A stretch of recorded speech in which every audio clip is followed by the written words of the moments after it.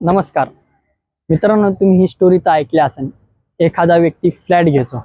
Flat घेताना तो निम्मे एक 10% अमाऊंट डाऊन पेमेंट करतो. डाऊन पेमेंट केल्यानंतर तो लोन चालू होतो. मित्रांनो, लोन असतो साधारण 20 वर्षाचा. 20 वर्षामध्ये माणसाची वय असेल जर का 25 ते 30 असेल. चला, 25 ते 30 मध्ये त्याचं लोन फिटतं कधी मित्रांनो? वयाच्या 50व्या वर्षी.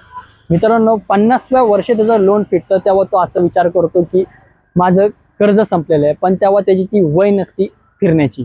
मित्रांनो, सांगायचं तात्पर्य असंच आहे, तुम्ही एखादं प्लॉट घेताय, एखादं फ्लॅट घेताय, एखादं कुठली तरी वस्तू घेताय, ती तुम्ही लोनवरती घेताय. अतिउत्तम, लोनवरती घ्या.